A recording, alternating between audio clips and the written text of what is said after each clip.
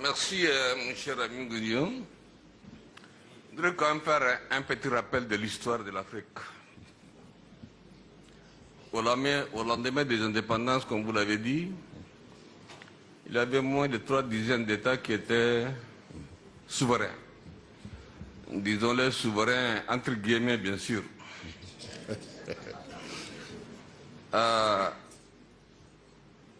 Ils ont estimé nécessaire donc de créer une organisation continentale, ce qui a abouti à la naissance de l'OIA.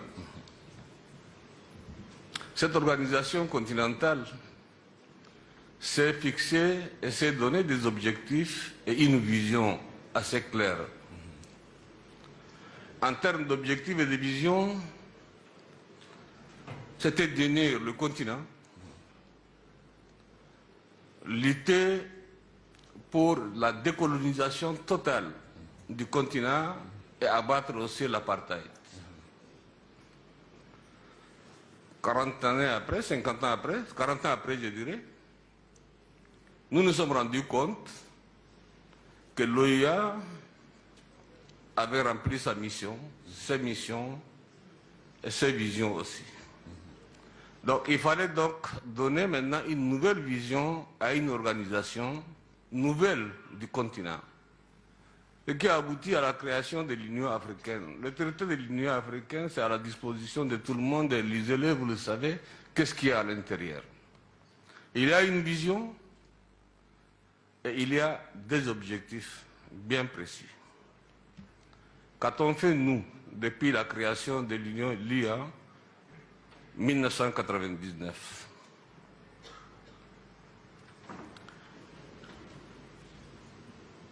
Nous avons donné, bien sûr, une importance fondamentale à la sécurité, certes, au développement, aux droits de l'homme, et toutes les valeurs universelles, en fait, disons, que nous partageons. Et d'ailleurs, même avant d'en arriver à la démocratie, autres Africains de l'essence étaient humanistes. C'est dans notre culture. C'est dans notre culture. C'est dans notre tradition aussi. Maintenant, nous sommes face à nos responsabilités. Le NEPAD est conçu pour combattre la pauvreté, les maladies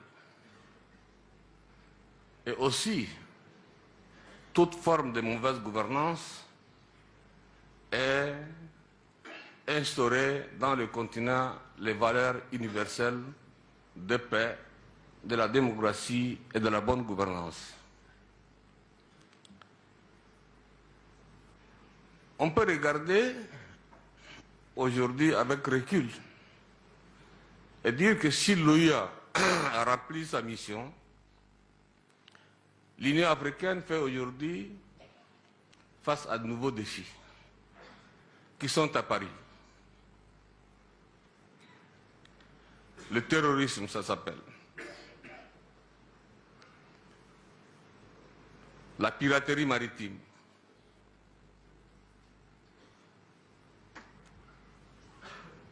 La piraterie maritime. Que sais-je encore? Des bandits armés, la drogue qui passait de l'Amérique latine vers les États-Unis et vers l'Ouest a pris la direction de l'Afrique. La jeunesse africaine qui est désœuvrée aujourd'hui cherche son bien-être ailleurs, puisque la jeunesse africaine a perdu de l'espoir en Afrique. Rendez-vous compte, rien qu'en 2014, plus de 3000 jeunes africains au sud du Sahara sont noyés sur la route de l'Europe. L'Europe qui a dressé un mur dans le rivage de la Méditerranée. Nous sommes face à nos responsabilités et face à l'histoire. En 2011, l'Afrique s'est battue, l'Union africaine s'est battue. Il y avait beaucoup de foyers de tension avant. Mais beaucoup de ces foyers de tension ont trouvé des solutions à l'africaine par les Africains. Après 2011, tout ce que nous voyons aujourd'hui comme désordre en Afrique a pris naissance après 2011.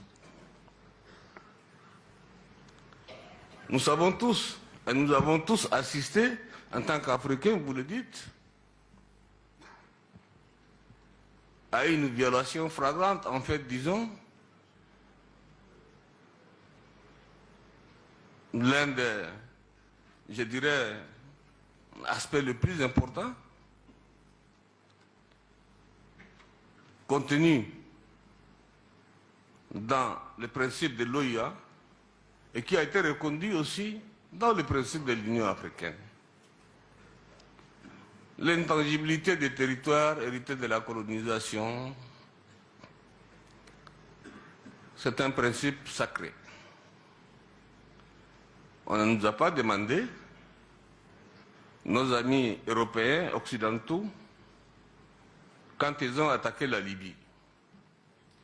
Non plus, ils ne nous ont pas demandé, aujourd'hui les gens meurent, quand ils ont divisé le Soudan en deux. Regardons aujourd'hui les foyers de tension en Afrique. En Somalie, le meilleur qu'on a fait, une intervention et on s'est retiré rapidement. Le désordre s'est installé. La division du Soudan a amené aujourd'hui à une guerre civile et des millions de morts, plus que les morts pendant les 50 années de guerre entre les Soudanais, entre eux, en 2 ans. La destruction de la Libye. Mon frère disait que c'était le travail inachevé. Non, le travail a été achevé. L'objectif recherché étant l'assassinat de Kadhafi, mais pas autre chose.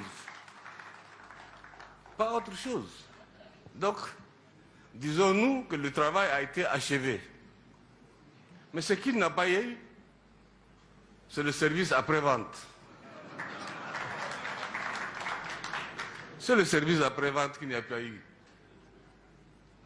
Donc, on aurait dû accompagner les Libyens pour la naissance, comme disait en son temps, la nouvelle Libye démocratique, la nouvelle Libye en paix, en stabilité. Kadhafi est mort, c'est terminé, bagage plié, on est parti. Et voilà, aujourd'hui, la Libye est devenue le terreau du terrorisme et de tous les brigands, de tous les malfaiteurs. Les Libyens sont des Hébreux, ils ne savent pas à quel sein se vouer. Les Libyens des souilles, pas les étrangers qui viennent détruire le pays.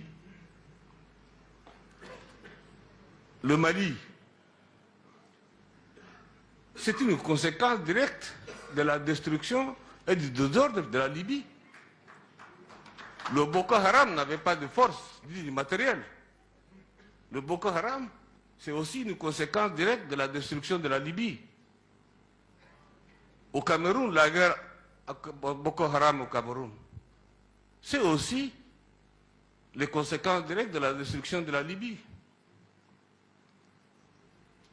Les armes qui circulent dans l'Afrique au sud du Sahara, jusqu'au rivage, je dirais de l'Équateur, ces armes-là vont aller encore plus loin. Vous savez très bien, et tout le monde sait, que la Libye fait partie des pays les plus armés en Afrique et je dirais même au monde, au temps de Kadhafi. Toutes ces armes aujourd'hui se trouvent dans la nature. Mon frère Ibrahim Boubacar Keïta, je ne dirais pas Ibeka encore, me disait tantôt que la solution est entre les mains des Africains. Monsieur le Président, mon frère, la solution n'est pas entre nos mains. La solution, c'est entre les mains de l'OTAN, qui a créé le désordre, n'a qu'à aller ramener le désordre, l'ordre. C'est simple. Oui, mais il ne faut pas rigoler. Il ne faut pas rigoler. C'est notre vie. C'est l'Afrique qui est en danger. C'est l'Afrique qui est en danger. Les Nations Unies qui ont donné le quitus sont responsables aussi. Donc, aucune armée africaine ne peut aller détruire en Libye le terrorisme. Je ne dis pas le peuple libyen. Les populations libyennes, quelles que soient leurs origines, quelle que soit leur idéologie, peuvent dialoguer et trouver une solution. Mais là où le bas blesse, comment peut-on négocier ou dialoguer avec les intégristes, avec les fondamentalistes? C'est impossible, il n'y a pas de dialogue. Et ce sont ceux-là aujourd'hui, ceux-là qui font le jeu en Libye. Donc il n'y a que l'OTAN qui a les moyens nécessaires, comme ils l'ont fait pour faire partir Kadhafi, pour assassiner Kadhafi, à aller assassiner aussi les terroristes là-bas. La base, c'est là-bas. On tue un serpent par la tête, mais pas par la queue. N'est-ce pas? Donc, si on veut résoudre le problème du Sahel, si on veut résoudre les problèmes en Afrique, ailleurs, au sud du Sahara, il faut s'occuper de la Libye. Il faut tuer, n'est-ce pas, comment on appelle, le terroriste qui sont là-bas. Nous pourrons les accompagner, nous on va aller avec. Il n'y a pas de solution. Ça c'est un problème, je crois auquel vous ne pouvez pas chercher de midi à 14h de solution. La solution, ce sont nos amis, n'est-ce pas, occidentaux. Ils doivent trouver, monsieur le ministre, vous m'excusez, je ne vous dois pas vous. Donc c'est à nos amis occidentaux de trouver une solution pour la Libye, n'est-ce pas, et pour le peuple libyen et pour l'Afrique. Ça c'est un élément essentiel. Vous me posez la question, l'Afrique est capable d'avoir une force d'action rapide. C'est une question simple. Est-ce qu'il y a une volonté politique ou il n'y a pas une volonté politique? C'est un problème simple. S'il y a une volonté politique de la part des dirigeants africains, évidemment, il va de soi que nous pourrons créer une force, n'est-ce pas, l'équiper, lui donner les moyens et mettre à la disposition du continent. Mais il faut déchanter une chose. Nos armées nationales aujourd'hui ne sont pas, je dis bien, ne peuvent pas faire face aux menaces actuelles. Ce sont des petites armées issues de la décolonisation, comme l'a dit tout à l'heure mon frère, mal armées, mal entraînées, n'est-ce pas? Et donc ces armées-là, les armées que nous avons là, ne peuvent pas faire face à une menace quelconque. Il est important que les pays africains, et tous les pays africains, se dotent, quelle que soit la taille, se dotent au moins de 2-3 unités opérationnelles, n'est-ce pas? Opérationnelles avec tous les moyens. On parle de développement. Et on nous a fait dire une fois, en Afrique, vous n'avez pas besoin des armées, vous avez besoin de développement. Et quel développement encore? Il n'y a pas eu de développement ni armée, les deux. Donc, qu'on nous aide, nos amis là, nous aident à former des armées capables de bouger et capables de répondre, n'est-ce pas, à la sécurité du continent. Ça, je pense que c'est important. Nous ne pouvons pas continuellement demander à nos amis, à nos partenaires, venez nous aider, nous sommes menacés, venez nous aider, nous sommes menacés. Mais jusqu'à quand? 60 ans après l'indépendance. 60 ans après l'indépendance. L'attaque du Mali, la menace sur le Mali, à supposer que la France n'avait pas intervenu. quelle serait la situation aujourd'hui en Afrique? Vous croyez que nous serions capables de faire quelque chose? Jamais du tout. On aura perdu l'Afrique. On aura perdu. Et nous serions tous aujourd'hui dans une situation de désespoir total. Mais la France ne peut pas être continuellement à nos côtés. La France ne peut pas amener ses enfants continuellement tués pour l'Afrique. Pour l'Afrique. La France a aussi son opinion nationale. Bien que les Occidentaux ont des intérêts en Afrique, et ils doivent aussi évidemment nous soutenir, mais nous soutenir autrement. Nous soutenir autrement, mais pas amener les enfants occidentaux mourir chez nous en Afrique. Non, ce n'est pas sérieux. Donc, à nous de concevoir des armées adaptées, modernes, capables de faire face à ces situations, à ces différentes, je dirais, menaces.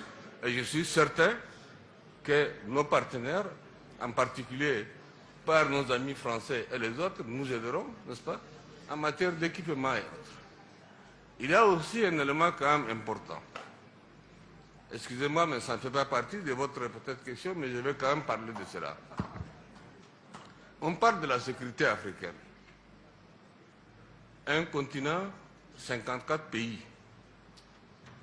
une organisation, seule organisation. Après 60 ans d'indépendance, l'Afrique n'est pas capable de faire fonctionner la seule organisation. Vous croyez que est-ce que c'est le moyen qui manque en Afrique, que nous ne pourrions pas faire fonctionner, assurer le fonctionnement de l'Union africaine, et qu'on demandera de l'extérieur de venir nous aider? Où est le sérieux en Afrique? Où est le sérieux en Afrique? Est-ce que c'est des richesses qui manquent? On dit, vous dites ailleurs haut et fort, nous avons des matières premières, le continent est riche. Mais où est cette richesse? Cette richesse, si elle est là, il faut mettre à la disposition de l'Afrique, que le continent fonctionne.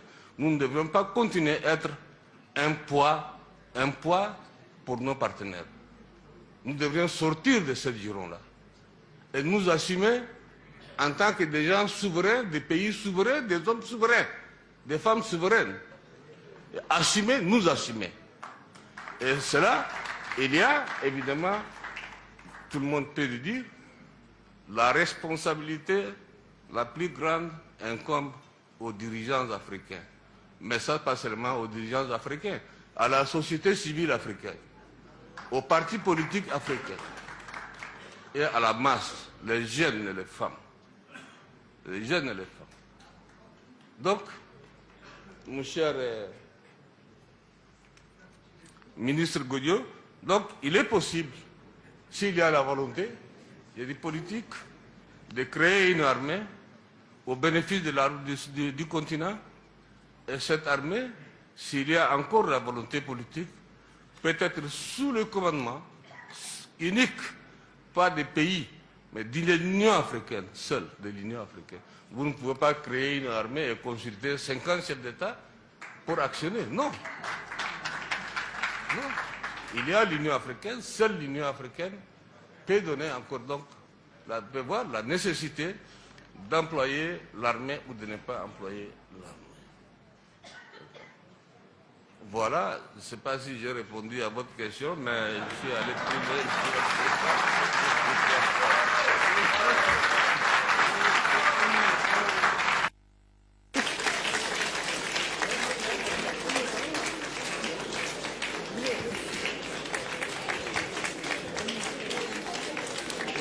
Merci. Merci.